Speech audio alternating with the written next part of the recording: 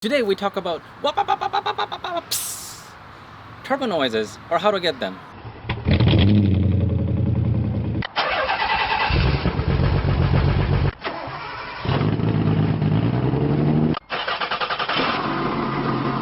Hi, welcome to another episode of Car Addiction. Today we talk about how to install an AEM boost gauge, specifically an AEM TruBoost electronic boost controller. Let's do it. First off, let's talk about why do you need an electronic boost controller over a traditional boost gauge. Detailed video is right over there. Click on the link after you finish this video and then I walk you through it. But in layman's term, an electronic boost controller lets you set a boost sitting inside your car, makes the whole process very easy and friendly and more safer than going with a manual boost controller or without a boost controller or just with a boost gauge. Now let's go in, let's show you how the wiring works, and let's show you how we do it. Alright everybody, please ignore the mess over here. I've been doing a lot of things prior to making this video. First off, we're gonna start with the controller itself. As you can see, I have the controller mounted in my kid's foam thingy because I still need to find out how am I gonna mount this.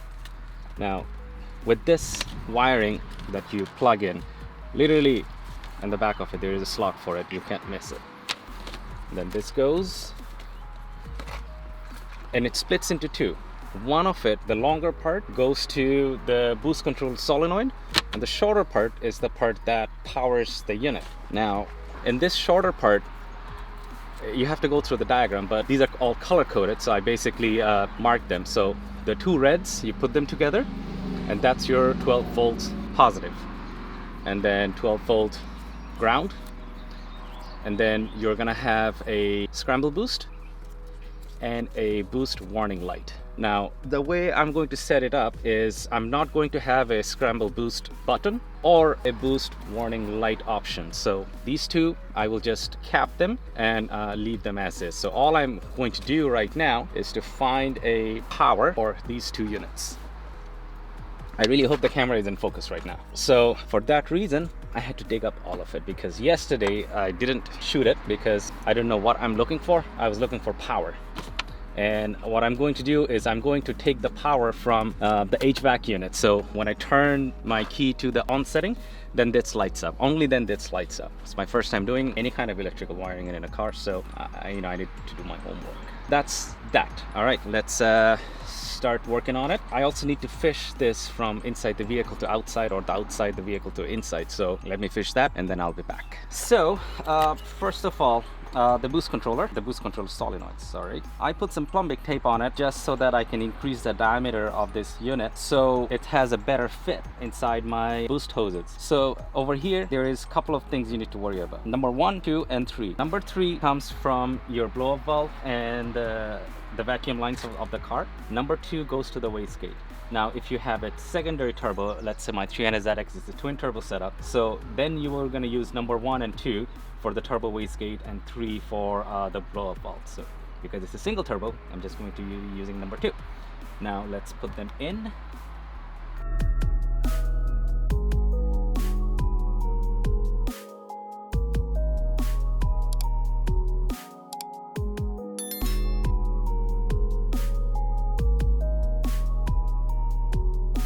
Okay, so that's the connector to the boost controller. This is the connector to the wastegate, which is number 2. Number 3 is the connector to the blow-up valve, and the rest of the vehicle there is a T over here. Now I decided to mount over here, which is somewhere close to the heat, but not so close to the heat because there will be plenty of airflow, and this is far enough. Now one thing you should not do is mount anything metal to metal. Don't be me, okay?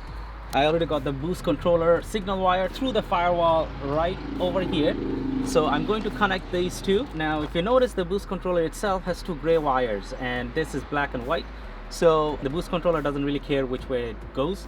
So I'm gonna connect these two. So I used my trusty these fast connect with a barbecue lighter. Super easy, super fast. Connected these solenoid wires. Now let's go inside, let's show you the connection over there. So I massacred the dashboard, and to find out which wires have connections and how they're gonna work, I used one of these multimeters. They were $19 on sale at Canadian Tire. They're awesome. They're like every DIY guy should one of these because that will save you so much time guessing around, and it just helps you do the wiring. So I found this wire which was not connected to anything. I freshened it up, and this wire came out of this connection. I don't know which this was connected to, so I cut this off, freshened it up, and if I put positive and negative, gotta push it. I just don't want to touch it because I have fear of electric shocks. Terrible at this.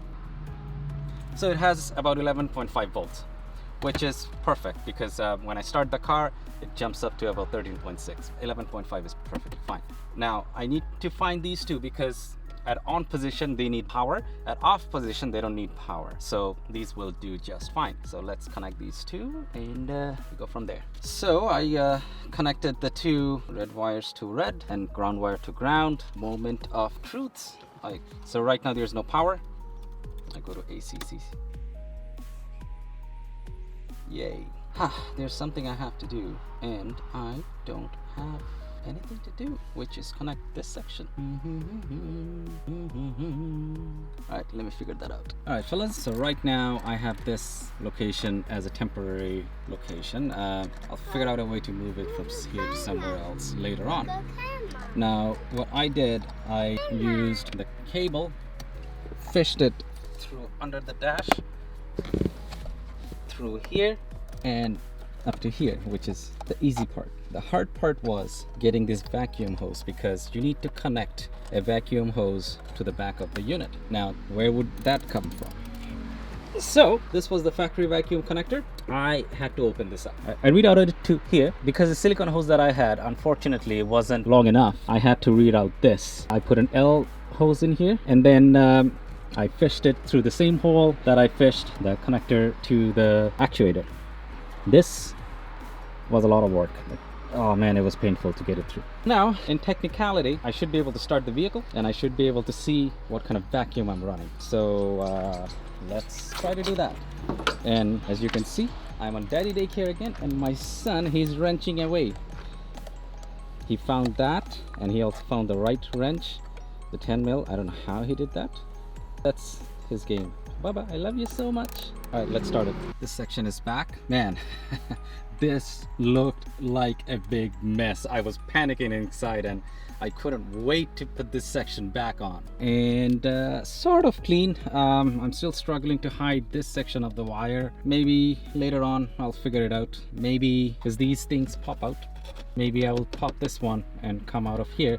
But for the fact of the matter is, because there's so many wires, I don't know how am I gonna hide it. So, well, that could be another video. Definitely there's going to be an on-off switch because I'm putting an external electrical fan. So let's show you how it works. On U5, it's gonna go first. It's gonna show off because right now it's not set up. Started.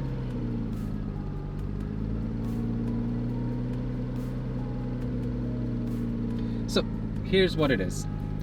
Right now the vacuum value is 14, between 13 to 15, which in my opinion is not good.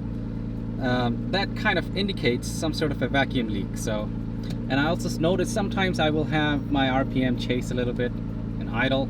So I guess next thing on the list is to fix a vacuum leak. Now on this side I will hide this. Well, stay like that. Yeah. So this hides very well.